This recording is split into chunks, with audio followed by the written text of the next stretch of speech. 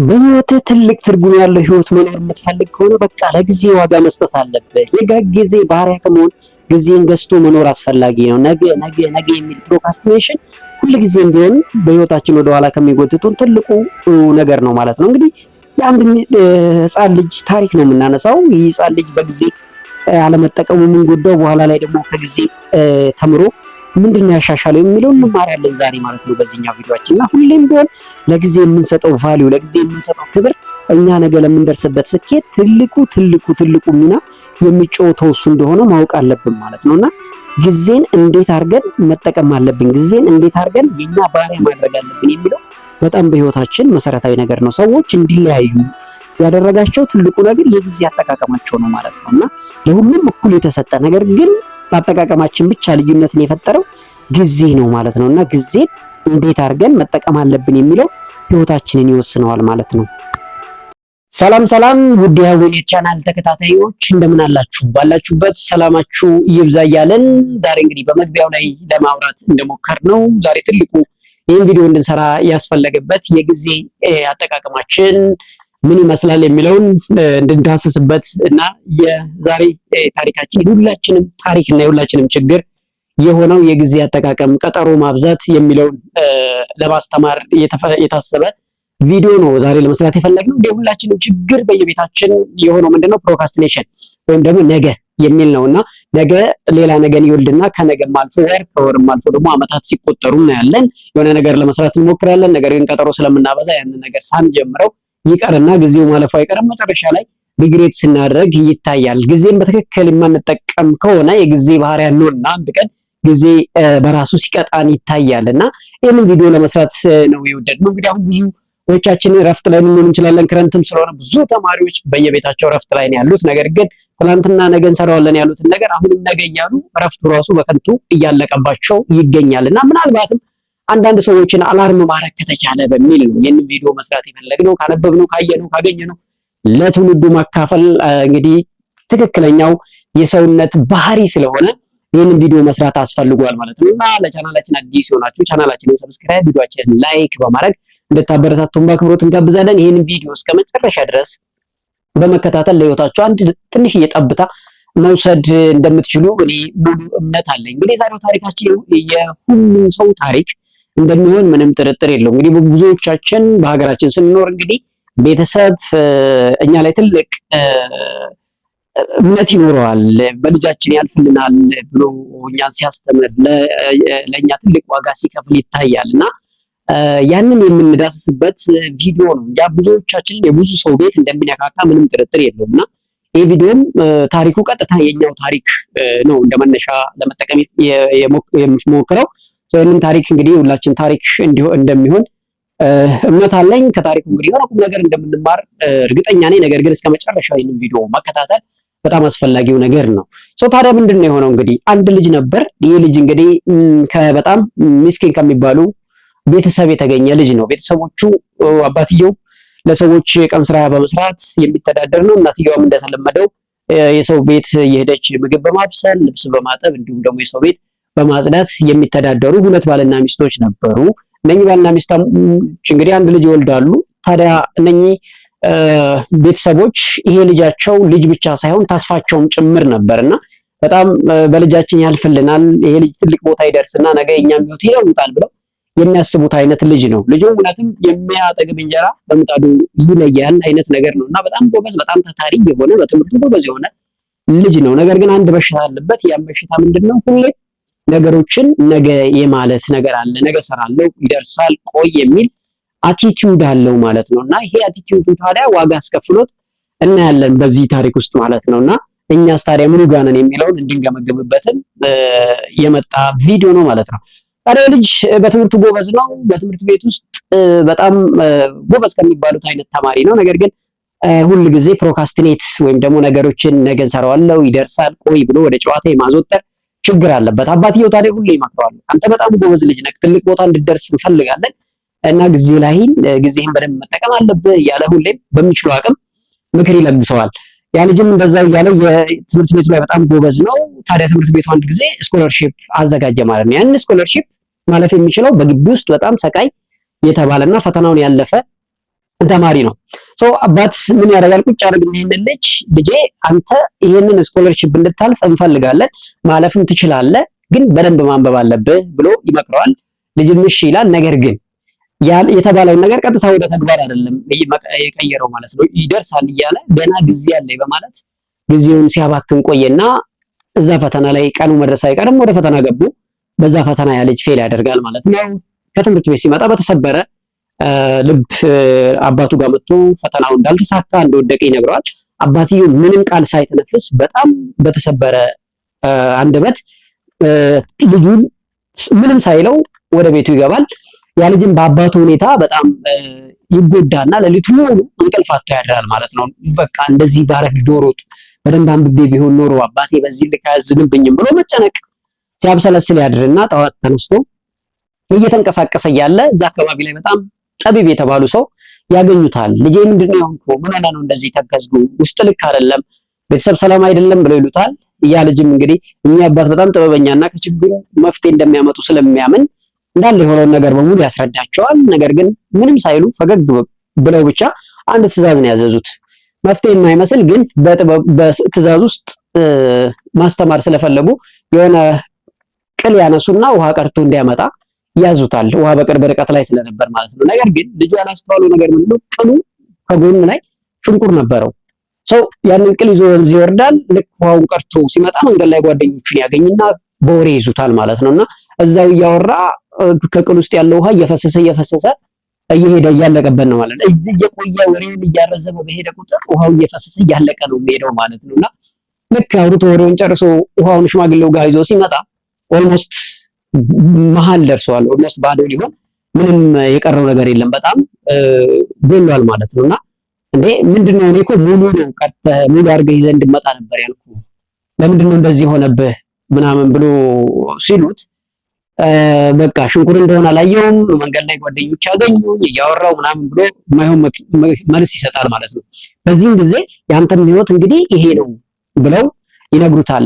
አንተ መንገድ ላይ ቆመው እነኛ ልጆች ማውራት ግን እንጂ ምን ያህል የታዘዝከው ዓላማ እየፈሰሰ እንደሆነ አላየክም።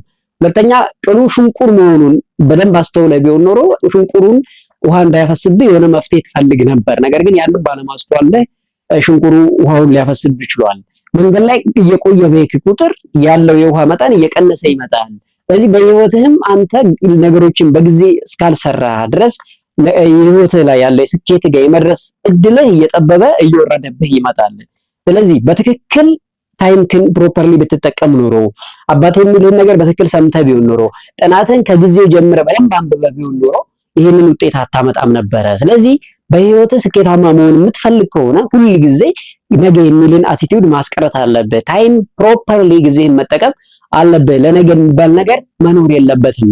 ዓላማ ላይ መተኮር አለብህ። ወዳና ወዲህ ስትል ዓላማህን የሚያስቱ ነገሮች ላይ የምታተኩር ከሆነ በህይወትህ ትልቅ ዋጋ ትከፍላለህ። ሁል ጊዜ በዓላማህን ብቻ ነው ወደ ፊት ለፊት ተተኩረህ መንቀሳቀስ ያለብህ ብለው በደንብ አድርገው ይመክሩታል። ያ ልጅም ያንን ምክር ይሰማና ቀጥታ ወደ ቤቱ ይገባል። የዛን ቀን ጀምሮ በደንብ ያስተዋለው ነገር ምንድነው?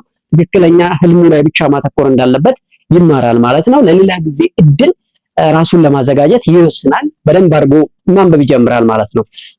ከዛ ያ ስኮለርሺፕ አለፈው። ሌላ እድሎችን ለማግኘት ወጥሮ መማር ይጀምራል። በትክክል ያነባል። ትምህርቱን መጨረሻ ላይ በተሻለ ውጤት ይጨርሳል።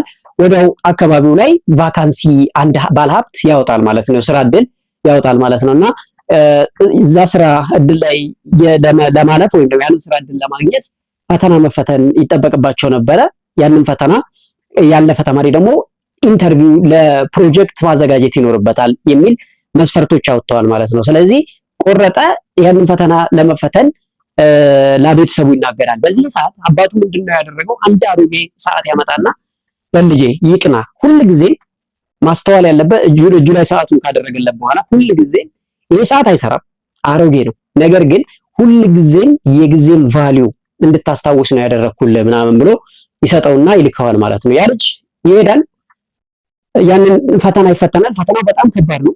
በጣም ብዙ ሰዎችም ደግሞ እዛ ፈተና ላይ ተቀምጠዋል።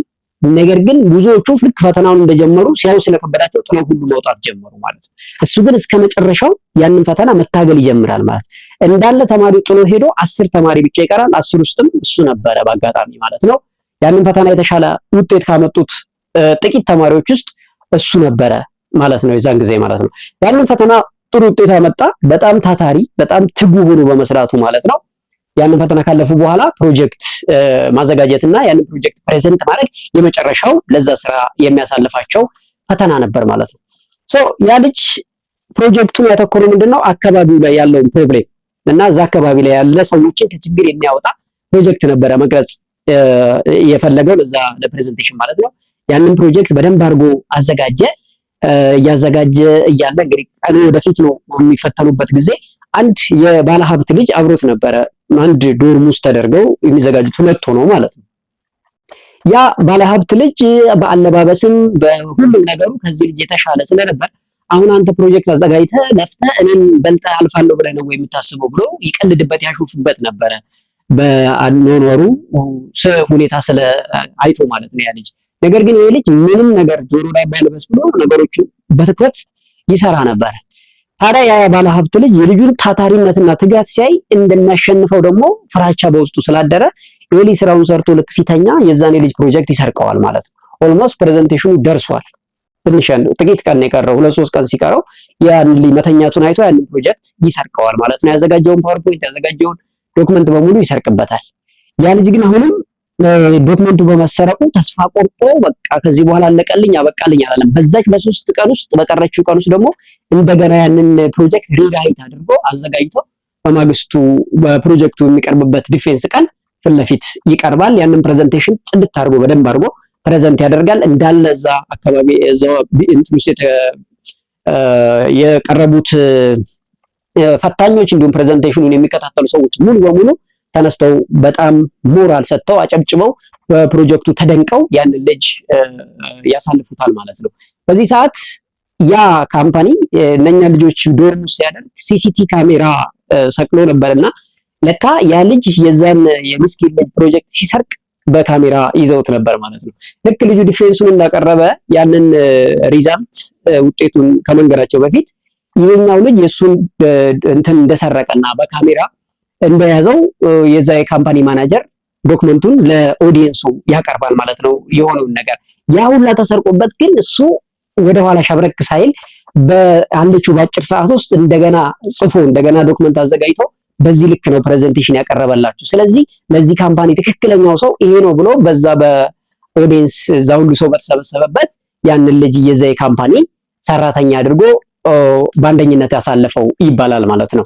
እና የልጅ ልክ ያንን ፕሮጀክት ጨርሶ ዲፌንስ አድርጎ ስራ ይዞ ወደ አካባቢው ይመለሳል ማለት ነው። አባቱ ጋር ያችን ሰዓት እንደያዘ ይመጣና አባቱ እጅ ላይ ያደርግለታል ማለት ነው። ያንተ ሰዓት ላትሰራ ትችላለች፣ ነገር ግን እስካሁን በህይወቴ ያለፍኩበትን እንዳልደግመውና አሁን ደግሞ ለደረስኩበት ስኬት ያስተላለፈችልኝ ትርጉም የሰጠችኝ መልእክት በጣም ትልቅ ነበር ብሎ አባቱን አመስግኖ ያችን ሰዓት ለአባቱ መለሰለት ይባላል። አልፎም የዛ የካምፓኒ ሲኢኦ ወይም ደግሞ ማናጀር ሆኖ ስራውን ቀጠለ። ህይወት ሙሉ በሙሉ ተቀየረ ይባላል ማለት ነው። ውድ የቻናላችን ተከታታዮች ይህ ታሪክ ረዘም ይላል፣ ነገር ግን በጣም ጠቃሚና በህይወታችን ላይ በጣም ጥሩ ቁም ነገር የሚያስተላልፍ ታሪክ መስሎ ስለታየኝ ነው ላቀርብላችሁ የወደድኩትና በህይወታችን ብዙ ጊዜ አላማችን ላይ ስናተኩር እንቅፋቶች ሊመጡ ይችላሉ። እንቅፋቱን ሳይሆን ግን አላማችንን ትልቁን ስዕል ወደፊት ለፊት አይተን ጊዜያችንን ፕሮፐርሊ የምንጠቀም ከሆነ አለቀለት አበቃለት የሚባል ነገር እንደሌለ ያሳየናል ማለት ነው። ይሄ ልጅ